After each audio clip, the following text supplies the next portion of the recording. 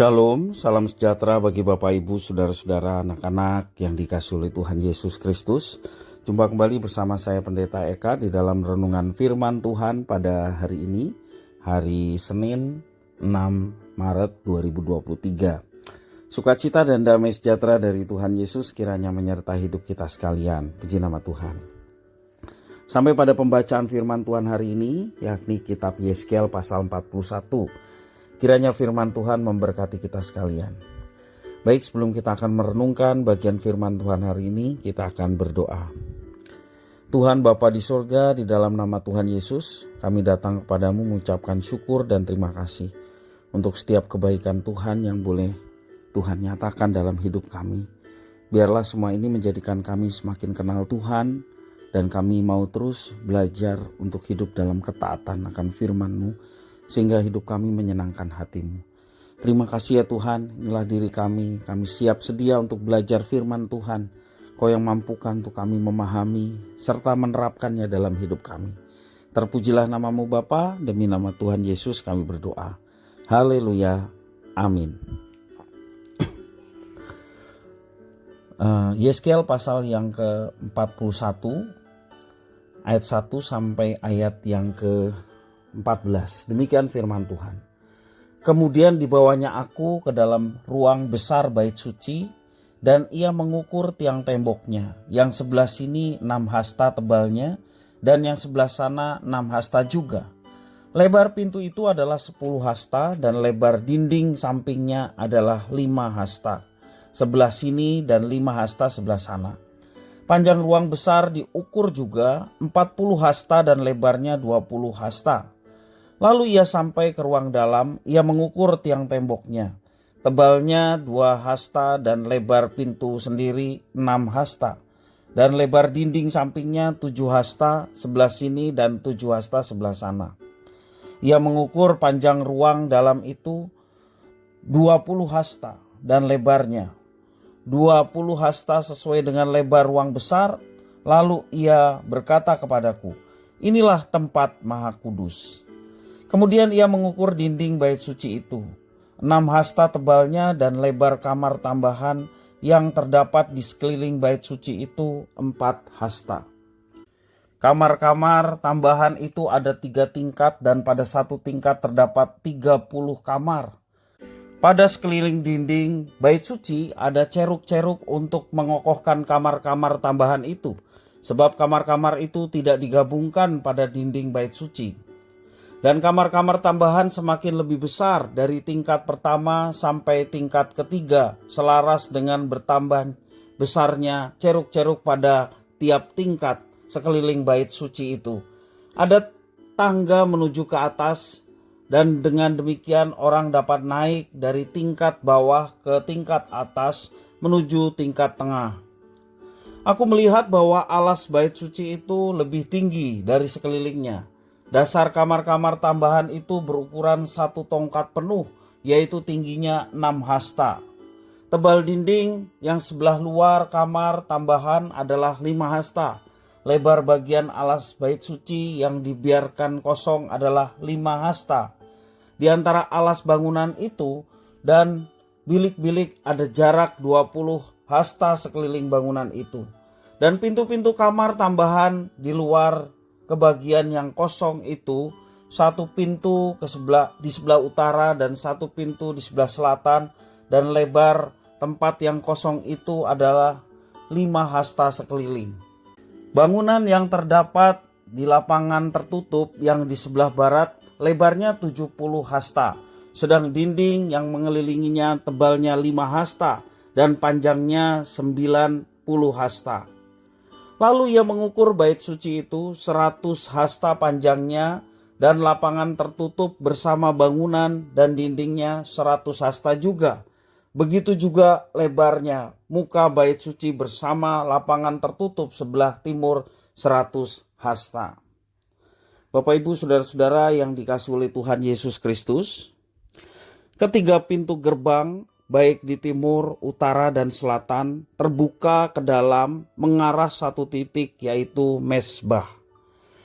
Bait suci terdiri atas 3 bagian, yakni bagian depan disebut balai, Kemudian bagian tengah disebut ruang besar dan di bagian belakang disebut ruang dalam.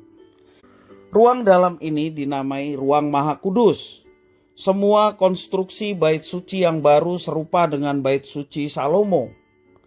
Di sekeliling bait suci ada berbagai kamar tambahan yang bertingkat 3. Di belakang bait suci sebelah ujung barat terdapat sebuah bangunan.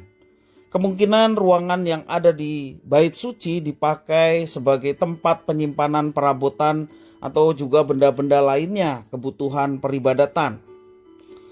Penjelasan tentang bait suci diakhiri dengan ukuran keseluruhannya, yakni 100 kali 100 hasta untuk pelataran dalam, untuk bait suci dan berbagai ruangan di sampingnya. Itu tertulis dalam ayat 13-14. Sedangkan bentuk bujur sangkar dan ukuran-ukuran simetris melambangkan kesempurnaan dari Tuhan Allah Israel. Dinding-dinding bait suci dihiasi dengan ukiran-ukiran gambar kerub dan juga pohon korma. Ukiran pohon korma dapat terlihat saat orang masuk melalui pintu gerbang luar hingga pada daun-daun pintu tempat Maha Kudus. Fungsinya bukan untuk keindahan semata, tetapi ini menjadi satu perlambangan harapan hidup dan kemakmuran, yakni pohon korma, serta keamanan, yakni kerub yang melindungi umat.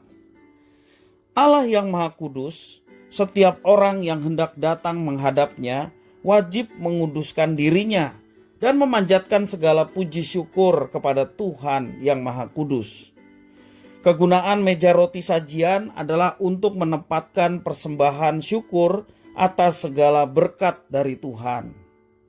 Ibadah yang benar selalu berangkat dengan perasaan gentar akan kekudusan Tuhan yang diteruskan dengan rasa syukur dalam puji-pujian dan juga pujian syukur. Bapak Ibu saudara-saudara yang dikasihi oleh Tuhan Yesus Kristus, kita yang hidup di masa sekarang, kita tidak lagi melihat bait suci menjadi satu sentral peribadatan kepada Tuhan. Memang Tuhan Yesus sendiri mengatakan saatnya akan tiba kamu tidak lagi menyembah Tuhan di Yerusalem, dan bagi orang Samaria tidak lagi menyembah di Bukit Gerizim. Tetapi setiap orang yang percaya akan menyembah dalam roh dan kebenaran. Kenapa demikian? Karena kitab suci juga menjelaskan bahwa tubuh kita adalah bait suci, tempat kediaman Allah, tempat kediaman Roh Suci. Dan semua itu terjadi oleh karena kasih karunia Tuhan yang pada akhirnya menyatakan umat Allah yang baru setelah Pentakosta, bahwa Roh Kudus dicurahkan kepada setiap orang yang percaya, diawali murid-murid Yesus yang kemudian dicurahkan di segala zaman murid Yesus untuk menjadi orang-orang yang menyembah Tuhan. Bapak Ibu saudara-saudara yang dikasihi oleh Tuhan, pengorbanan Yesus Kristus di kayu salib telah menghancurkan garis pemisah antara ruang kudus dan ruang Maha Kudus.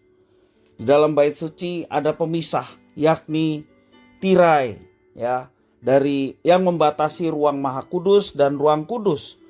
Dan ketika Yesus mati di kayu salib, tirai itu terbelah menjadi 2, dan melalui Kristus setiap orang percaya dapat mendekat ke hadirat Tuhan secara langsung dan menaikkan puji-pujian serta ucapan syukur tiada hentinya kepada Tuhan. Bapak Ibu saudara-saudara yang dikasihi Tuhan, karena itu bersyukurlah oleh karena kita boleh mendapatkan anugerah bisa menjumpai Tuhan. Dan melalui imam besar kita, Tuhan Yesus, kita boleh bersama-sama datang kepada Tuhan yang Maha Kudus. Dan tentunya seperti yang tadi kita sudah belajar bersama-sama, untuk menghadap Tuhan ada kegentaran akan kekudusan Tuhan. Artinya kita mau hidup dalam ketaatan dan hidup mematikan setiap dosa yang merupakan kenajisan kita di hadapan Tuhan. Darah Yesus Kristus yang menyucikan kita, membuat kita diberikan keberanian untuk menghampiri tahta Tuhan dan berdoa kepadanya, juga memuji menyembah Dia. Mari Bapak Ibu Saudara-saudara, gunakanlah setiap waktu yang dipercayakan Tuhan untuk senantiasa berdekat dengan Tuhan. Adakanlah waktu dalam ibadah untuk kita memuji, menyembah Tuhan dan bersyukur untuk setiap berkat dan rahmat-Nya. Dan percayalah ketika Dia disembah, dipuji oleh setiap umat-Nya, Tuhan senang dan Tuhan siap mencurahkan berkat-Nya bagi setiap anak-anak-Nya yang taat dalam beribadah kepada Tuhan. Kiranya firman Tuhan ini memberkati kita sekalian. Mari kita berdoa. Tuhan Bapa di sorga, di dalam nama Tuhan Yesus, kami datang kepadamu mengucapkan syukur dan terima kasih untuk setiap kebaikan Tuhan, juga atas firman Tuhan yang boleh kami baca dan renungkan. Mampukan kami Tuhan sebagai bait-Mu ya Tuhan, tempat kediaman Roh Kudus, untuk senantiasa menjaga kekudusan dalam hidup. Sehingga ketika kami menghampiri tahta Tuhan, kami berkenan, kami layak, sehingga kami dapat memuji Tuhan, menyembah Tuhan yang telah menganugerahi kami kehidupan dan juga keselamatan. Dan biarlah hidup kami terus dituntun, sehingga apa yang kami lakukan sungguh-sungguh berdasarkan pimpinan dan penyertaan Tuhan dalam kehidupan kami setiap hari. Terima kasih Tuhan, inilah doa ucapan syukur kami. Demi nama Tuhan Yesus kami berdoa. Haleluya. Amin.